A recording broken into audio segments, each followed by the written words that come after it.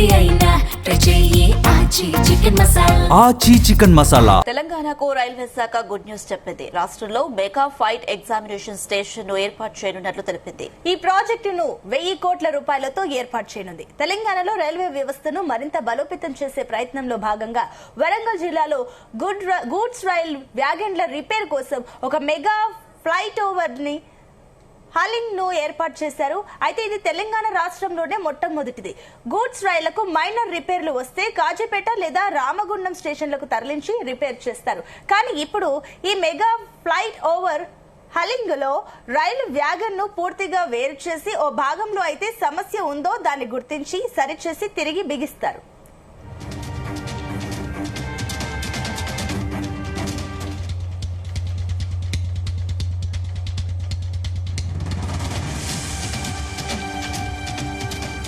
ఈ mega freight examination project కోసం సుమారు 1000 కోట్ల రూపాయలు ఖర్చు చేయనున్నట్లు తెలుస్తోంది. ఇంకా కాజీపేట మహబూబాబాద్ మధ్య దాదాపు 200 ఎకరాల నుంచి 300 ఎకరాల స్థలం కోసం రైల్వే శాఖ అధికారులు గాలింపు చేపడుతున్నారు. ఈ మెగా ఫ్రైట్ ఎగ్జామినేషన్ సెంటర్ ఏర్పాటు చేస్తే వందలాది మందికి ఉద్యోగ అవకాశాలు కూడా లభిస్తాయని రైల్వే శాఖ వర్గాలు చెబుతున్నాయి. ఇప్పటికే వరంగల్లో రైల్వే తయారీ యూనిట్ ఉంది. ఇప్పుడు ఈ మెగా ఫ్రైట్ ఎగ్జామినేషన్ సెంటర్ కూడా వస్తే ఒక కీలక రైల్వే హబ్ గా వరంగల్ మారుతుందని రైల్వే వర్గాలు అంచనా వేస్తున్నాయి.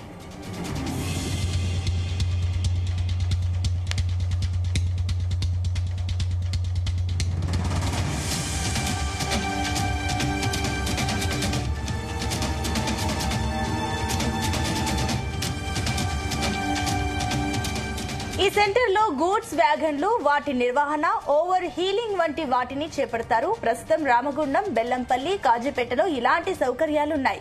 అవి కూడా సాధారణ మెయింటెనెన్స్ మాత్రమే నిర్వహిస్తున్నాయి. ఈ ప్రక్రియ వల్ల సరుకు రవాణా చేసే రైళ్లు మరింత వేగంగా, సురక్షితంగా ప్రయాణించగలవు.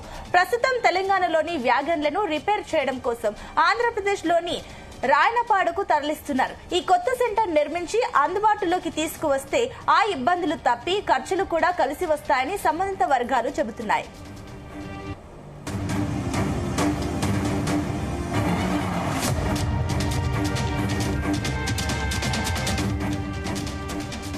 తెలంగాణ నుంచి సిమెంట్, బొగ్గు, ఉక్కు రవాణా ఎక్కువగా ఉంటుంది కాబట్టి ఈ సెంటర్ చాలా అవసరమని సంబంధిత వర్గాలు పేర్కొంటున్నాయి. ఈ సెంటర్ ను ఎక్కడ ఏర్పాటు చేయాలి అనే దానిపై స్థలాన్ని గుర్తించిన తర్వాత డిపిఆర్ ను రెడీ చేయనున్నారు. ఆ తర్వాత చట్టపరమైన అనుమతులు, ఆమోదాలు, తర్వాత టెండర్లను ఆహ్వానించనున్నారు. ఆ తర్వాత దశల వారీగా దీని నిర్మాణ పనులు ప్రారంభం కానున్నాయి. అయితే ఈ సెంటర్ అందుబాటులోకి రావాలంటే ఇంకో 3 ఏళ్ల నుంచి 5 ఏళ్లు పడుతుందని అధికారులు అంచనా వేస్తున్నారు.